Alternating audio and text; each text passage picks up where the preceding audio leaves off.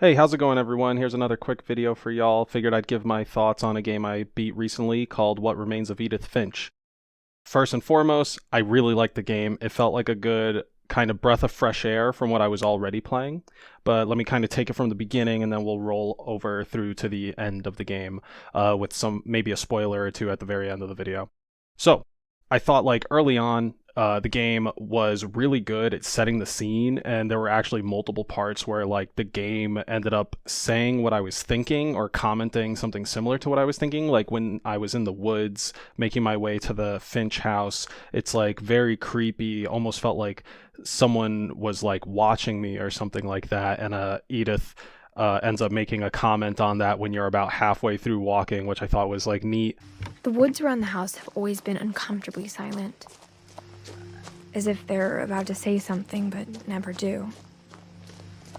The game is like so focused on exercising its literary muscles that you get these awesome lines like, The table was still a wreck from the night we left.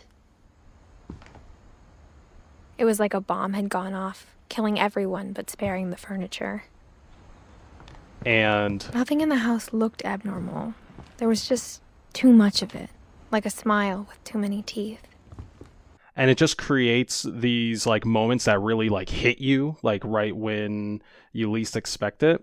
And on top of that literary focus, tonally, there's always this like sense of dread that's present, which I don't often feel that with games. So like anytime a new chapter was starting, because you sort of knew there was like this curse, quote unquote, on the family, every new chapter gave me that sense of dread and mystery. Like my initial question when starting a new gameplay sequence was always like, what's going to go wrong here? Specifically looking at Calvin Finch and the incident with the swing. My brother said he'd die before he ate another mushroom. And he did. Anytime you start a chapter, you know, it's again almost similar to playing Halo Reach. Like, you know, it's not going to go well, what's going to go wrong, like, and just playing through it all, knowing something bad's going to happen but still having to force yourself to play through it is good. It's like good friction. It's a good rough feeling that you want to push yourself through. The day he made up his mind to fly. And he did.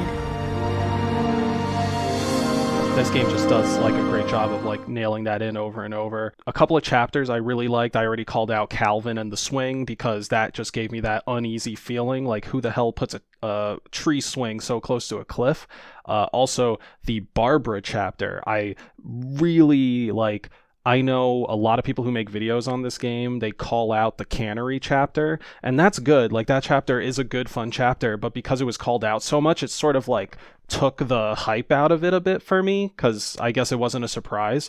But Barbara's chapter like was so on point. I loved the Crypt Keeper style narration. Inspired by America's most unfortunate family. The use of the actual like Halloween Michael Myers like theme song.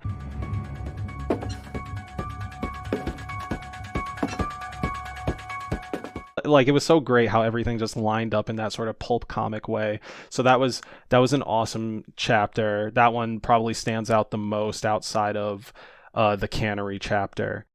All of these different styles of gameplay, or all these different chapters or memories you play through use like a very simple control scheme. Like, the whole game just goes off the control scheme of the right trigger and the left thumbstick, which I thought was very simple control scheme, but you don't need anything overly complex for what this game is trying to accomplish. If anything, the control scheme is simple enough that it lets you almost forget about the control scheme at times and just keep taking in the narrative, which I thought was good for the player to keep focused on the task at hand. Something that's a little bit of a friction point with these overly simple controls is that there is no or not much UI that's actually guiding the player on what to do when they need to do these interaction points.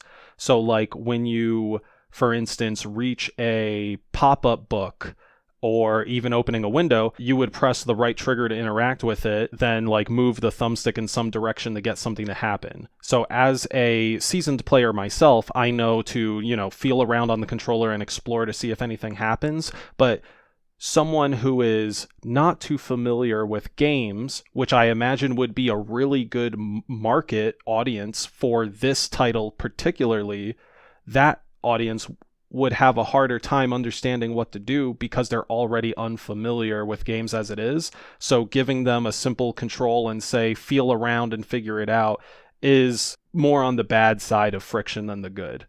That being said, the controls being like straightforward enough, you could like give this to someone who wasn't like as familiar with games and be like, hey, just sort of push the thumbstick around and see what happens. Like at least show them how to solve the first like interact or two and they'd probably get through it.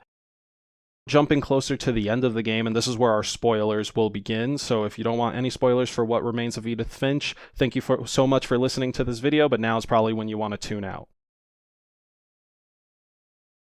So, I was surprised by the death of the main character, Edith, which I probably shouldn't have been because, you know, the whole family has a curse. You're literally reading story after story after story where all these family members meet their fate, and at some point I feel like it should have dawned on me, like, oh wait, I'm already actively playing the story of one of the Finch family members. It just so happens that this story sandwiches all their other stories, and it just felt like I felt stupid for like not sort of predicting this narrative beat happening, but at the same time it was that much more surprising and it hit that much harder because I was so involved in learning more about the Finch family. Like as the main character themselves, I was so involved, just like the main character themselves, I was so involved in learning the family history of the Finches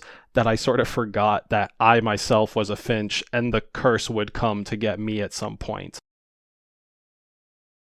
I think that's like a really interesting note to end on, like just from a narrative standpoint and kind of from this video standpoint, just sort of ending off with like, whoa, like this force, this curse, this force, whatever it is something that like we're not going to be able to understand. It's something that you have to accept and like live with, and for the Finch family, like make the most of given their situation.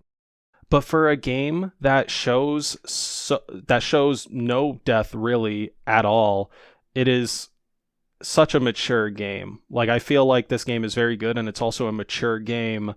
It's more mature than most games that are M-rated. I could only say that What Remains of Edith Finch would be M-rated for the subject matter. Like the whole game is about death and dealing with like losing those around you and how their loss impacts the people around them, and also like being cognizant of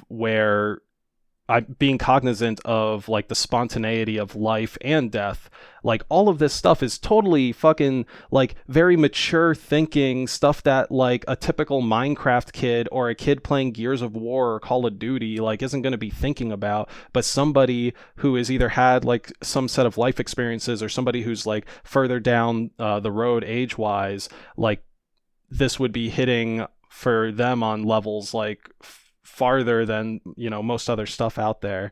So yeah, overall, to wrap up my thoughts, What Remains of Edith Finch is a very good game. It's a good short game. So if anything, it's a great palate cleanser if you're feeling in a sort of gaming funk. I would recommend trying it out. If you really like literary works, Edith Finch is also one that's going to like hit very well. So yeah, those are my thoughts. Hope you have a good one. Peace.